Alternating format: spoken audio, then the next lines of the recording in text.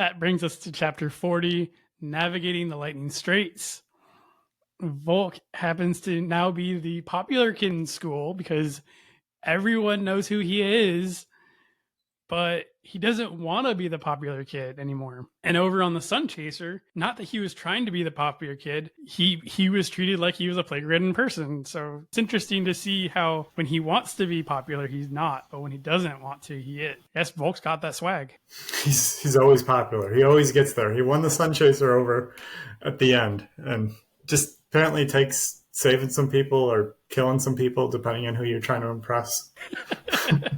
Nightmares plague Volke. I'm so sorry. It was too perfect. You have to go there. Right. Had to make the pun. So Nightmares plague Volke, that he went straight gangsta on the whole crew, and he actually like dreams this, and he's really actually upset about this. He wakes up and he actually has to have Luther console him about his character, and that Volke is admitting that he's starting to lose the battle with his inner demons, with the plague. And again, Luther, just being himself, is consoling him. He's basically like, I won't let you. If you need, we can combine our powers to become better, to help you through this. So Fain, Moonbeam, and Volke go up on deck to go watch the Lightning Straits. This would be really, really cool to watch if it wasn't so hazardous. Like, I know that they have their window. The lightning kind of has died down for the day before. They say they have about 3 days to get through the straits before the lightning picks back up, and it's going to be causing a problem now. And just to say that they had perfect timing getting through these straits. Like, imagine getting there and having to wait a couple days or whatever, a week before it dies down again. Ships just going in circles waiting to pass through. Right. Like, oh, let's anchor out by this port for a while because we can't do anything. Just saying, they have really good timing on this. Not only did they run into Redbeard, but they ran through the straits as needed. We find out the plague-ridden creatures only care about those that are not infected or not immune to the plague. And this is something that Moonbeam is telling us because Moonbeam can hear their thoughts. Fain, in his knightlyhood, decides and tells Moonbeam that Fain will protect him from the plague-ridden creatures. Volke almost starts a straight bloodbath with Spider in the straits when a thunderbird interrupts them. And like, Spider is just going at Volke. What the heck are you doing up here? And all that good stuff. And then a thunderbird comes swooping down, and they're like, okay, we should probably get below deck now. Let's get out of here.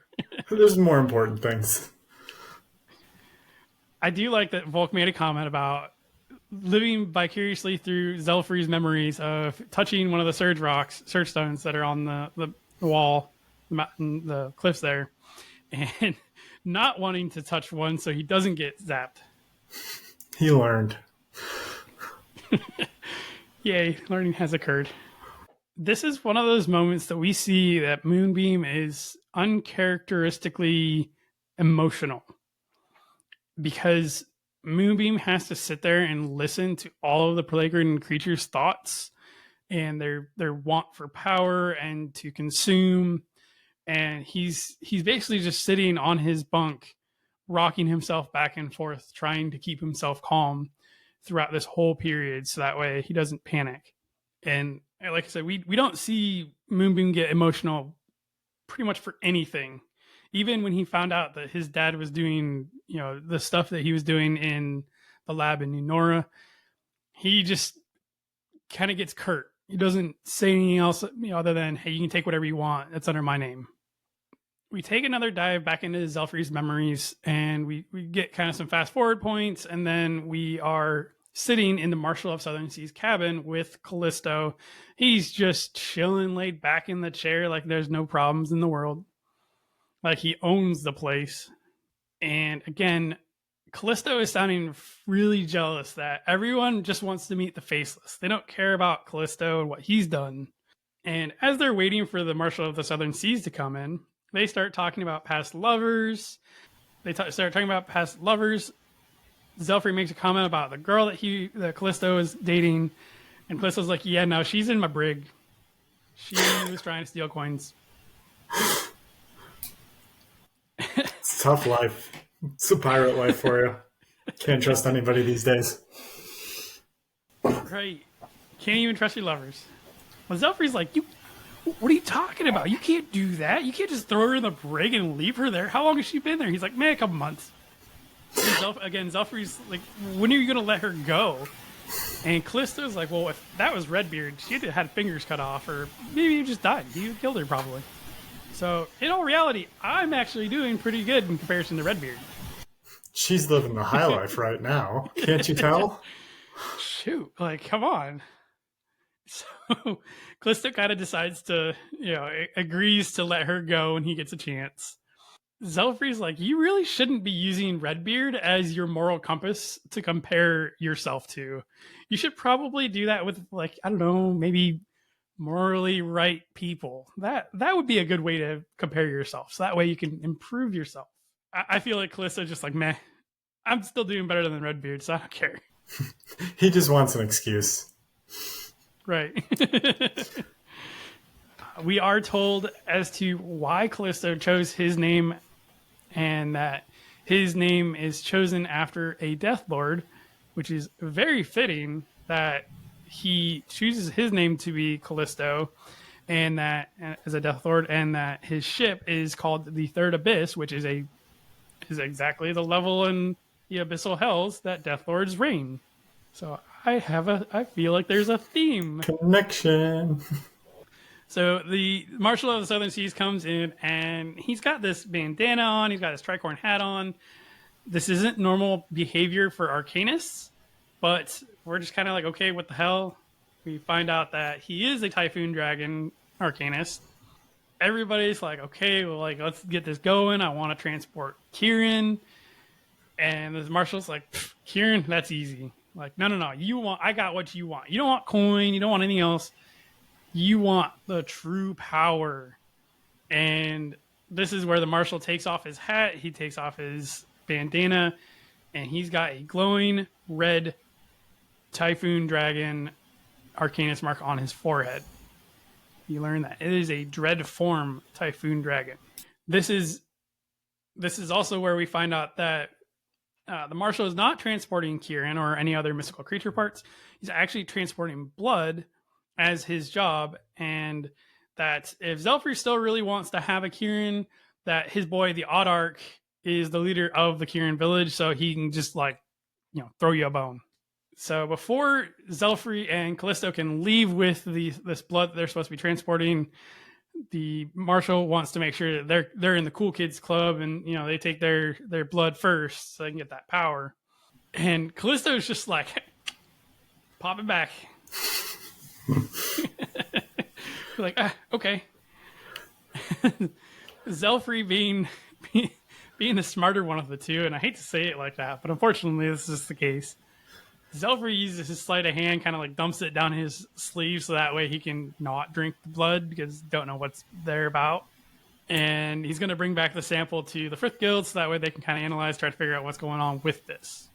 I think that really just speaks to the difference in their personalities. Calisto is all, screw it, let's just take shots of blood, and Zelfree's a little more cautious, a little more strategic with his plan. I mean, kudos to Calisto, I guess, sort of, because it doesn't affect him, and he's a Manticore Arcanist, and we know that they're man-eaters, so it totally works out for Calisto in some way, because realistically, Calisto wanted power. He wants to get power, so having a true form Manticore is important to him, and I can only imagine even more hell to pay if there's a dread form Manticore, because why not? Because, I already have enough baddies to deal with as it is. This is where chapter 40 ends, and we will have to pick up chapter 41 next week. All right, and with that concludes today's episode of Plague Arcanist, chapters 36 through 40. We do want to thank everybody for listening, and we want to also remind everybody that Time Marked Warlock is going to be out for ebook and audiobook around August 20th. They'll both be released on the same day, and that is roughly 3 weeks from when this episode airs itself.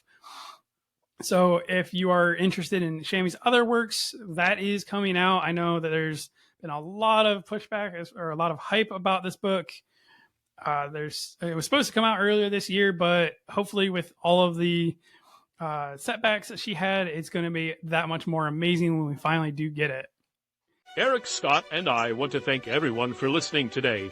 We post a new episode every Wednesday morning at 11 Eastern, 10 Central, and 8 Pacific Standard Time. We are on all podcasting platforms and are also on YouTube as well for video.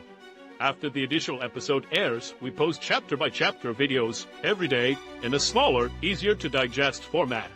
We do want to give a special shout-out to the final member of our team, Dan Mackison, one of the admins for the Frith Chronicles Wiki, link listed below, and doing his best to keep everything running smoothly behind the scenes. If you want to reach out to us, you could email us at frithguildpod@gmail.com or on Facebook or any other social media by searching for Frith Guild Podcast. Just to remind everybody, we have links to everything in the description below on both the podcast and YouTube. Scott, do you have anything else you want to add this week? No, just excited to hear more about these adventures with Zelfree and the Marshal of the Southern Seas. And we're actually 2 episodes away from being done with this book. Quickly approaching. I feel like every time we've said this the last couple books, like, oh my gosh, we're already there, but we're chugging along. So, all right, thanks everybody for listening, and we'll see you next week.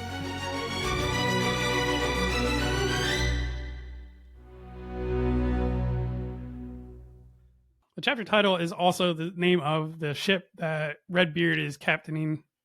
Is a captain of? I don't know if captain. Sorry. I promise I can speak English.